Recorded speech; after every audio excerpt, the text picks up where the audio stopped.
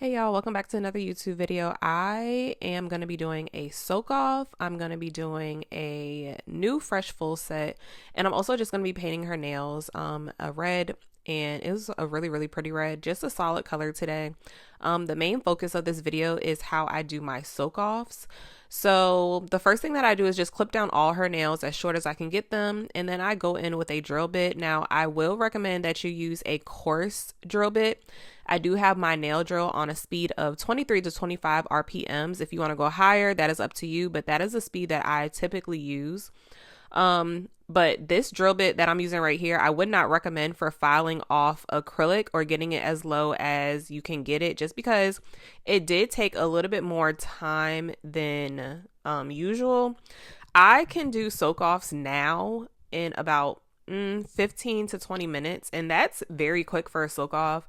I know a lot of people like when you first start off, your soak offs take like 45 minutes sometimes. I know mine did, but that was because I was not drilling my nails down as low as I could get them. I was scared, I guess, to like burn the client, but you will know as you practice more, you will get the hang of how to file down the acrylic as low as you can get it, like basically to a very thin layer of acrylic, and then you soak your nails.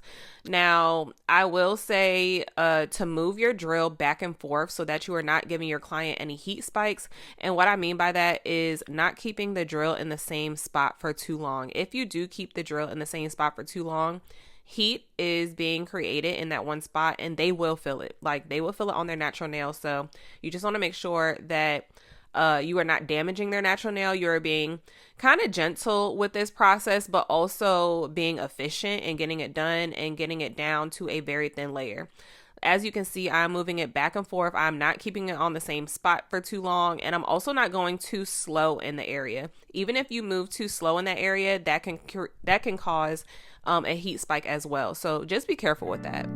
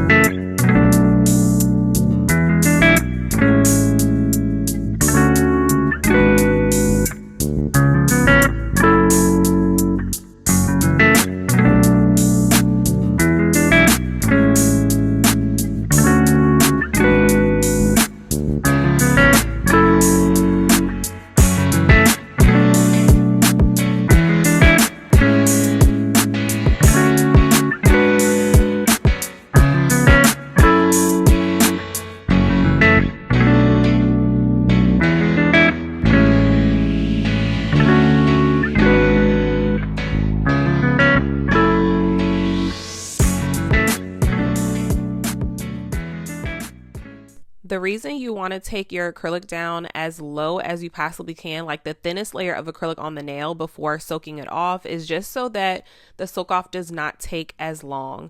The thicker your acrylic is, the longer you're going to have to soak. You're going to have to take the client's hand out of the bowl, scrape that off, get it off however, and then you're going to still have acrylic there that has not been dissolved or coming up. So you will have to put the client's hand back in.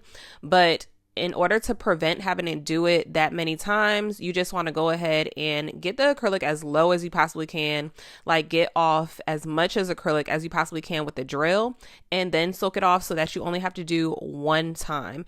And that one time is only going to take about 5 minutes. And I will tell you exactly how it will only take 5 minutes for each hand if you do it correctly.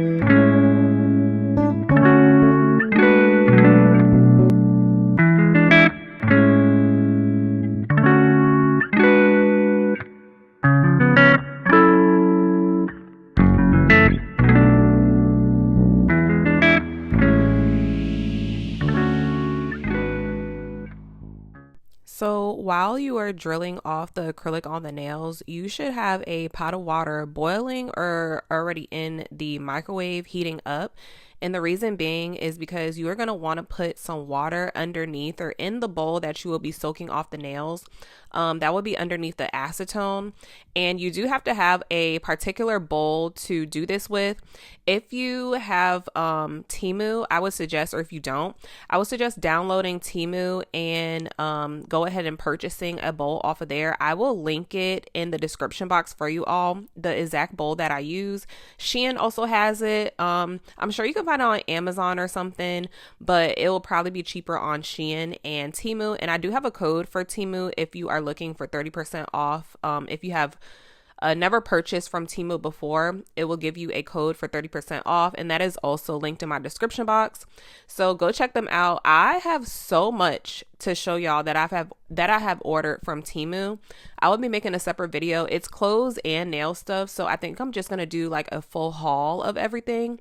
But anyway, like I said, I will show you guys in a second the exact bowl. That pink bowl, underneath, if you don't notice, like underneath there is a white container that sits underneath where they put their hands and or where they put their fingers, and that is holding the hot boiling water.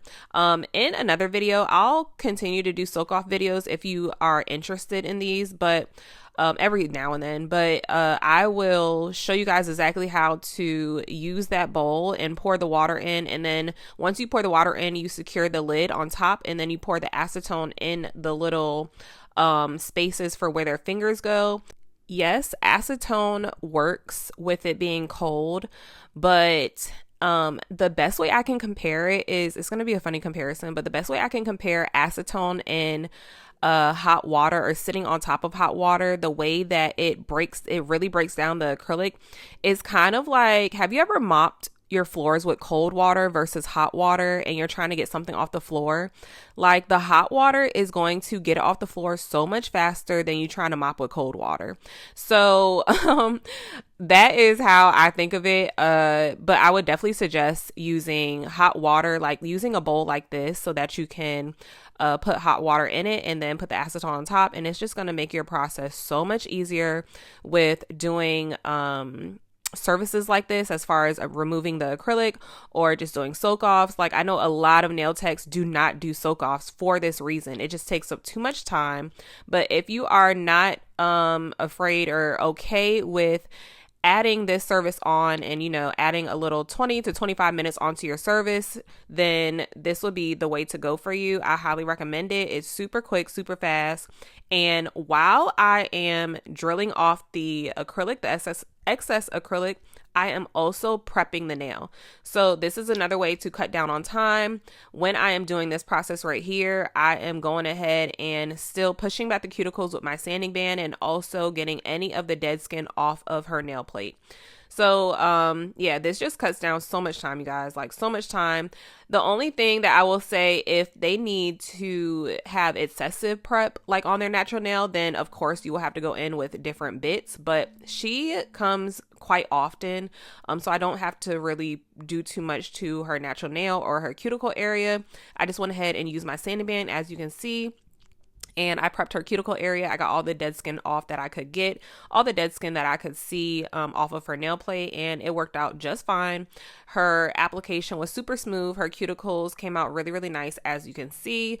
You can also check out her real nail underneath all this acrylic. They are super healthy.